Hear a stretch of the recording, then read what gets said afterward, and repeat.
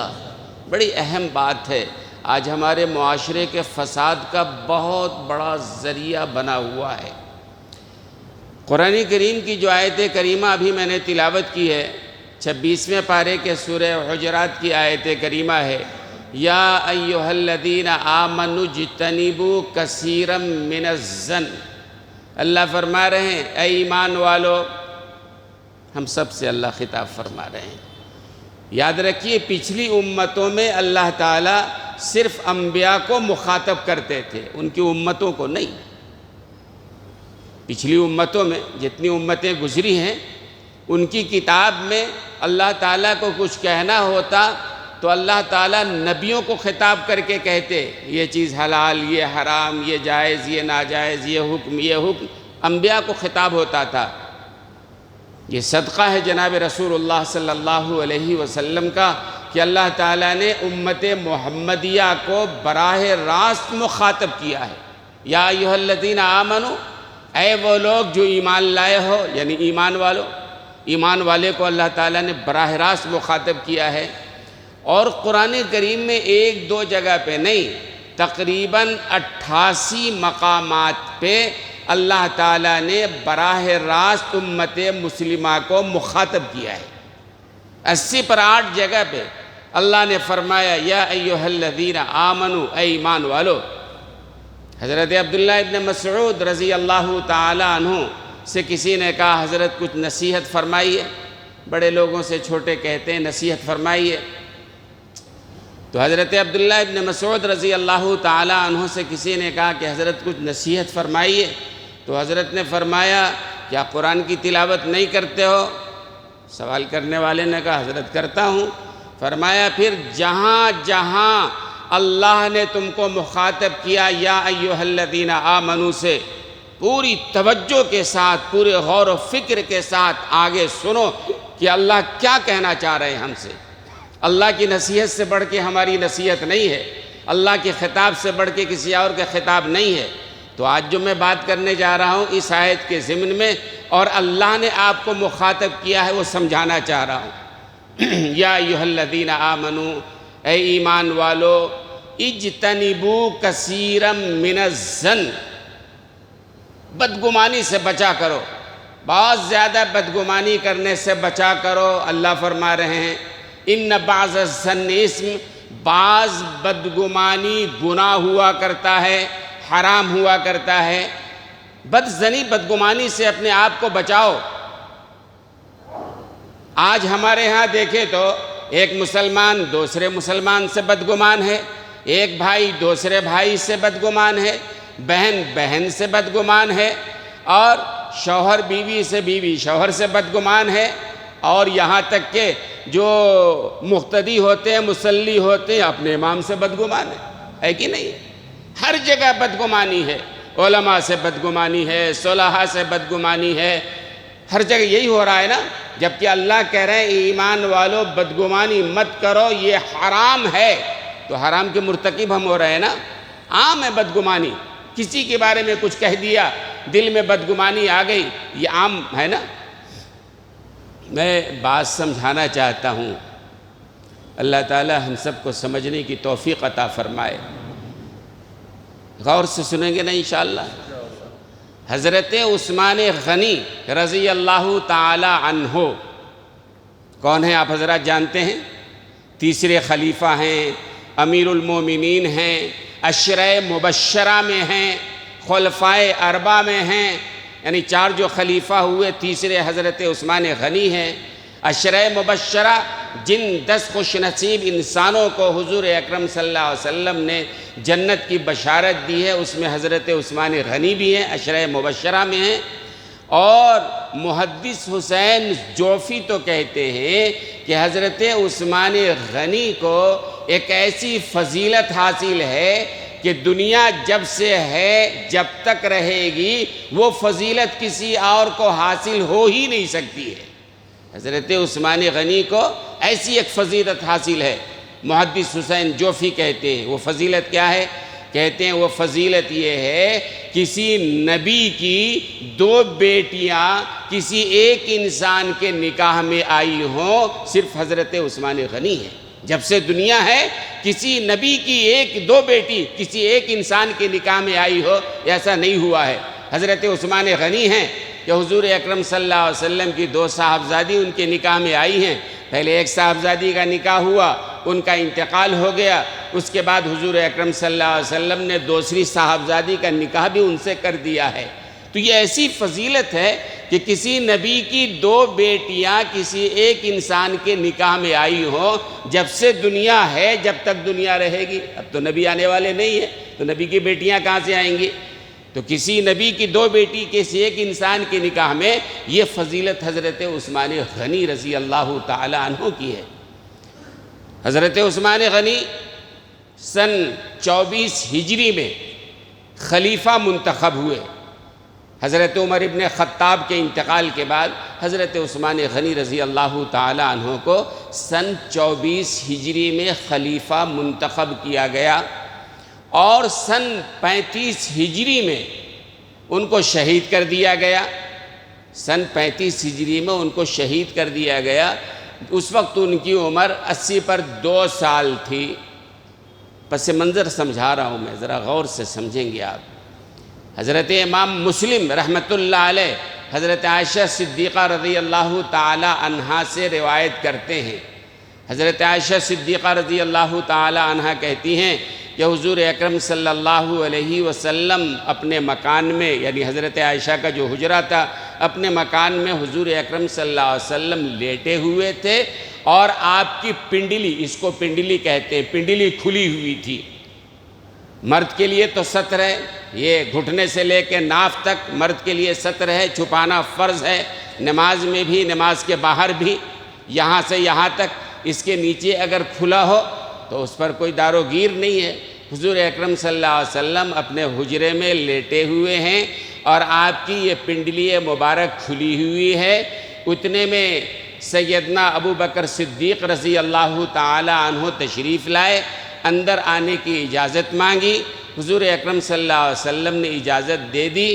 حضرت ابو بکر صدیق اندر آئے، بیٹھے، حضور اکرم صلی اللہ علیہ وسلم سے بات ہو رہی ہے۔ حضور جیسے لیٹے تھے لیٹے رہے، پنڈلی کھلی تھی، کھلی رہی، کوئی بات نہیں۔ پھر تھوڑی دیر کے بعد حضرت عمر ابن خطاب رضی اللہ تعالی عنہ آئے، اجازت چاہی، اللہ کے رسول نے اجازت دے دی۔ حضرت عمر ابن خطاب بھی آئے۔ حضرت عائشہ صدیقہ کہتی ہیں کہ اللہ کے رسول جیسے لیٹے تھے لیٹے رہے، پنڈلی کھلی تھی کھلی رہی۔ حضرت عمر سے بھی بات کیا آپ نے۔ اس کے بعد حضرت عثمان غنی آئے، اجازت چاہی، یا رسول اللہ اندر آنے کی اجازت۔ حضرت عائشہ صدیقہ کہتی ہیں کہ حضرت عثمان غنی نے جب اجازت چاہی تو حضور اکرم صلی اللہ علیہ وسلم اٹھ کر بیٹھ گئے، اور اپنی پنڈلی مبارک کو آپ نے ڈھک لیا، پھر اجازت دیا، عثمان آؤ۔ حضرت عثمان آئے، بیٹھے، بات چیت ہوئی۔ جب تینوں چلے گئے تو حضرت عائشہ صدیقہ رضی اللہ تعالی عنہ کہتی ہے، میں نے پوچھا اللہ کے رسول کیا بات ہے؟ ابو بکر صدیق آئے، آپ جیسے لیٹے تھے لیٹے رہے، پنڈلی کھلی تھی کھلی رہی، آپ نے بات کی۔ حضرت عمر ابن خطاب آئے، آپ لیٹے رہے، پنڈلی کھلی تھی کھلی رہی، لیٹے رہے۔ عثمان نے جب اجازت چاہی تو آپ اٹھ کے بیٹھ گئے، اپنی پنڈلی کو آپ نے ڈھک لیا، اس کی کیا وجہ ہے؟ تو حضور اکرم صلی اللہ علیہ وسلم نے فرمایا کہ جس سے آسمان کے فرشتے بھی حیا کرتے ہیں، محمد اس سے حیا نہ کرے۔ یعنی عثمان غنی ایسے شخص ہیں کہ آسمان کے فرشتے بھی ان سے حیا کرتے ہیں، بڑے حیادار انسان ہیں، اسی لیے میں نے اپنی پنڈلی کو ڈھک لیا۔ ڈھکنا کوئی فرض و واجب نہیں تھا، پنڈلی کھلی ہے کوئی بات نہیں ہے، لیکن عثمان غنی بڑے حیادار انسان ہیں، فرشتے بھی ان سے حیا کرتے ہیں، اس لیے میں نے اٹھ کر کے پنڈلی کو ڈھک لیا، پھر اجازت چاہی۔ امام مسلم حضرت عائشہ سے روایت کرتے ہیں۔ دوسری روایت امام ترمذی نقل فرماتے ہیں، عبد الرحمن ابن خباب رضی اللہ تعالی عنہ کی روایت سے۔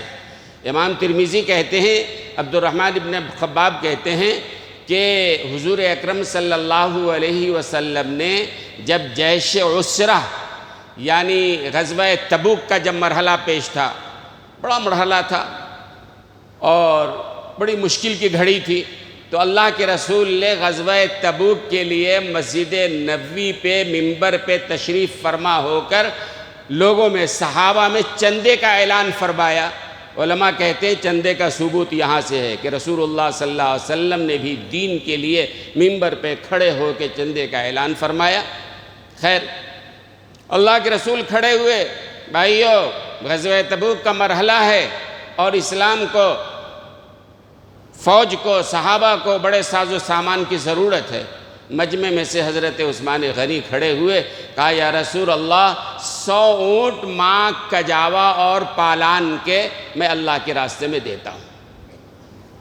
حضور اکرم صلی اللہ علیہ وسلم نے دوبارہ اعلان کیا، بھئی اور ضرورت ہے کوئی اور؟ حضرت عثمان غنی رضی اللہ تعالیٰ عنہ دوبارہ کھڑے ہوئے، کہا یا رسول اللہ 200 اونٹ ماں کجاوا اور پالان کے اللہ کے راستے میں دیتا ہوں۔ حضور اکرم صلی اللہ علیہ وسلم نے پھر اعلان کیا، اور ضرورت تھی بھئی کوئی اور؟ تیسری بار بھی حضرت عثمان غنی کھڑے ہوئے اور کہا یا رسول اللہ 300 اونٹ ماں کجاوا اور پالان کے اللہ کے راستے میں دیتا ہوں۔ عبد الرحمن ابن خباب جو اس روایت کے راوی ہیں، وہ کہتے ہیں میں وہاں موجود تھا، میں نے دیکھا کہ عثمان غنی رضی اللہ تعالیٰ عنہ نے اتنی بڑی سخاوت کی تھی اور اللہ کے راستے میں اتنا مال دیا تھا۔ حضور اکرم صلی اللہ علیہ وسلم منبر سے اتر گئے اور آپ کی زبان مبارک پر یہ عمل تھا، ما علی عثمان ما عمل بعد ہذہ، ما علی عثمان ما عمل بعد ہذہ۔ اس جملے کا مطلب ہے کہ عثمان آج کے بعد جو کریں ان پر کوئی مواخذہ نہیں ہے، اتنی بڑی قربانی دی ہے، اتنی بڑی قربانی دی ہے، آج کے بعد عثمان پر کوئی مواخذہ نہیں، چاہے وہ کچھ بھی کریں۔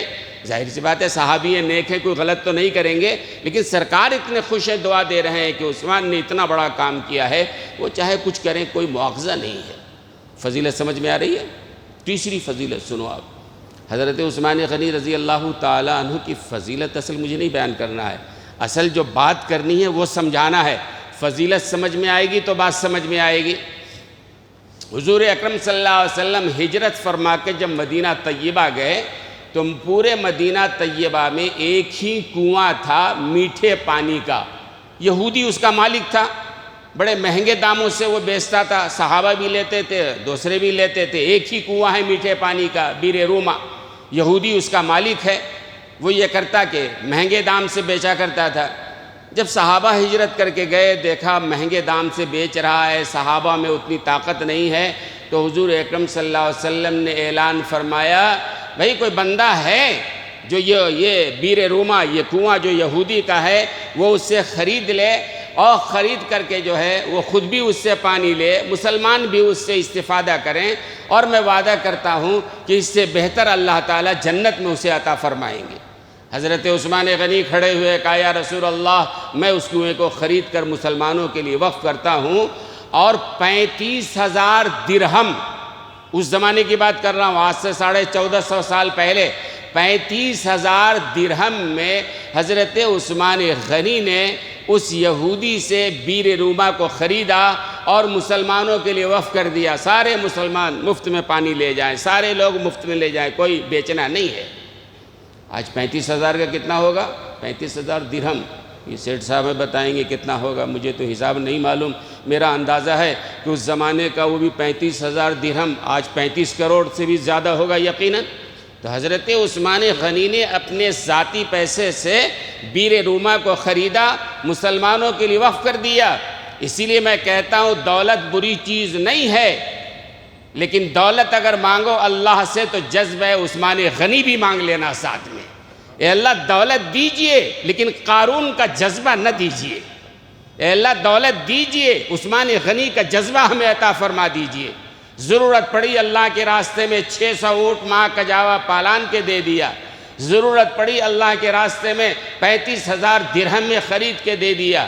اور بھی بہت سارے مواقع آئے، مسجد نبوی تنگ ہو گئی تھی تو اللہ کے رسول نے اعلان فرمایا، بھئی کوئی ہے جو یہ جگہ ہے مسجد نبوی کی توسیع کے لیے ضرورت ہے۔ حضرت عثمان غنی رضی اللہ تعالیٰ عنہ کھڑے ہوئے اور اپنے صرف خاص سے، اپنے پیسے سے وہ جگہ خرید کر مسجد نبوی کی توسیع کے لیے دیا۔ اور حضرت عثمان غنی نے اپنے پیسوں سے اسلام کی برے وقتوں میں اتنی مدد کی ہے، اتنی مدد کی ہے، اتنے اثار و قربانی کا کام کیا ہے ایک دفعہ دن بھر، راوی کہتے ہیں دن بھر حضور اکرم صلی اللہ علیہ وسلم کے زبان مبارک پر یہ جملہ تھا، دعا دیتے رہے، اللہم انی قد رضیت عن عثمان فرض عنہ، اللہم انی قد رضیت عثمان فرض عنہ، اے اللہ میں عثمان سے راضی ہو گیا، تو بھی عثمان سے راضی ہو گیا۔ اسلام کی اتنی مدد کی ہے، اللہ نے دولت دیا تو دل بھی دیا، دولت مانگی اللہ سے برا نہیں ہے، لیکن کہیے اللہ جذبہ عثمان غنی بھی دے دے، اے اللہ جذبہ عبد الرحمن ابن عوف بھی دے دے، ہے نا؟ بعض لوگوں کو دولت تو ہے لیکن ان کے اندر جذبہ قارون کا ہے، قارون کا، میرا مال میں نے کمایا، میری ہنر سے، میری محنت سے، میرے مشقت سے میں نے کمایا ہے۔ یہ خامخواہی آ جاتے ہیں مدرسے والے، یہ فقیر، یہ غریب آ جاتے ہیں، قارون کا جذبہ نہیں چاہیے، ورنہ کیا ہوگا؟ اللہ نے کہہ دیا فَخَسَفْنَا بِهِ وَبِدَارِهِ الْأَرْضِ، اللہ نے قیامت تک کے لیے قارون کو زمین میں اس کے خزانوں سمیت دھسایا ہے اور قیامت تک دھستا چلا جائے گا۔ الذین اوتوا العلم ویلکم ثواب اللہ خیر لمن آمن وعمل صالحا، لیکن وقال الذین اوتوا العلم، جو علم والے تھے، جو قرآن کو جاننے والے تھے، جو اس اللہ کے احکامات کو، اللہ کی رضا کو جاننے والے تھے، وہ کہتے تھے نہیں اللہ ایسا نہیں چاہیے، وقال الذین اوتوا العلم ویلکم، تمہاری یہ سوچ غلط سوچ ہے، قارون کا خزانہ مانگ رہے ہو، غلط سوچ ہے۔ کیا ہے؟ ثواب اللہ خیر لمن آمن وعمل صالحا، آخرت کا ثواب اس خزانے سے کہیں بہتر ہے، آخرت میں اللہ جنت دے دے بڑی کامیابی ہے، اللہ راضی ہو جائے بہت بڑی کامیابی ہے۔ یہ خزانہ لے کے ہم کیا کریں گے؟ قارون بھی زمین میں دھس گیا، آج کا کوئی بڑا مالدار ہے وہ بھی زمین میں دفن ہونے والا ہے۔ بھئی اصل یہ کہ اللہ راضی ہو جائے۔ تو اس زمانے کے جو علم والے تھے وہ کہتے تھے ویلکم، یہ کیا تمہاری سوچ ہے کہ یا لیت لنا مثل ما اوتی قارون کی طرح ہم کو بھی مل جائے؟ غلط سوچ تمہاری، تف تمہاری سوچ پر۔ صحیح سوچ یہ ہے کہ اللہ آخرت بنا دے، بھائی اللہ راضی ہو جائے، اللہ جنت نصیب فرما دے، یہ بڑی کامیابی ہے۔ خیر نتیجہ یہ ہوا کہ اللہ نے زمین سے اس کے خزانوں سمیت زمین میں اللہ نے دھسا دیا ہے، بڑا خزانہ دیا تھا نا۔ تو ایسا نہیں، اللہ سے مانگو تو دولت مانگو تو ساتھ میں جذبہ عثمان غنی بھی اللہ دے دے، ہے نا؟ اور اللہ دینے سے کم نہیں کرتے ہیں۔ خیر تو ہے تو عثمان غنی نے اتنا دیا کہ رسول اللہ صلی اللہ علیہ وسلم دن بھر دعا کرتے رہے، اللہم انی قد رضیت عن عثمان فرض عنہ، اے اللہ میں عثمان سے راضی ہو گیا، اے اللہ آپ بھی عثمان سے راضی ہو جائیے۔ یہی عثمان غنی جن کی اتنی بڑی فضیلت ہے کہ رسول اللہ کی 2 صاحبزادیاں ان کے نکاح میں آئی ہیں، اور جو عشرہ مبشرہ میں ہیں، جو امیر المومنین ہیں، خلیفہ سوم ہیں، جنہوں نے غزوہ تبوک میں بڑا خزانہ کھول دیا اور جنہوں نے بیر رومہ خرید کے دیا اور بھی بہت سارے کام کیے، یہی عثمان غنی رضی اللہ تعالیٰ عنہ ہیں جن کو ان کے خلافت کے بعد کے سالوں میں شہید کر دیا گیا۔ اور آپ کو سن کے یہ حیرت ہوگی کہ حضرت عثمان غنی کو شہید کرنے والے عیسائی نہیں تھے، یہودی نہیں تھے، مجوسی نہیں تھے، کافر اور مشرک نہیں تھے، حضرت عثمان غنی کو شہید کرنے والے سب کے سب مسلمان تھے، اپنے آپ کو مکمل معنوں میں مومن سمجھنے والے تھے، نماز پڑھنے والے تھے، روزہ رکھنے والے تھے۔ ان لوگوں نے حضرت عثمان غنی رضی اللہ تعالیٰ عنہ کو شہید کیا ہے۔ ذہن میں سوال تو آ رہا ہوگا نا، کیوں آخر حضرت عثمان غنی اتنے عظیم انسان، آج ہم 1450 سال کے بعد بھی ادب و احترام سے نام لیتے ہیں، کوئی ان کے خلاف بات کرے تو ہم برداشت نہیں کر سکتے ہیں، اور اس زمانے جب کہ رسول اللہ کا زمانہ قریب کا زمانہ تھا، حضرت عثمان غنی کو مسلمانوں نے شہید کیا، یہ کیسے، کیوں؟ سوال ہے نا۔ اسی سوال کے پیچھے وہ بات ہے میں جو سمجھانا چاہتا ہوں۔ حضرت عثمان غنی رضی اللہ تعالیٰ عنہ تقریباً 12 سال تک خلیفہ رہے۔ ان کے بعد کے زمانے میں سن 24 ہجری میں خلیفہ بنے تھے، سن 35 ہجری میں شہید کیا گیا، تقریباً 12 سال، 24 اور 35 ملا لیے تقریباً 11-12 سال۔ حضرت عثمان غنی رضی اللہ تعالیٰ عنہ کی خلافت کے بعد کے دنوں میں ان کے خلاف لوگوں میں شورش پیدا ہو گئی تھی، شکایت پیدا ہو گئی تھی، بعض وجوہات کی وجہ سے شکایت پیدا ہو گئی۔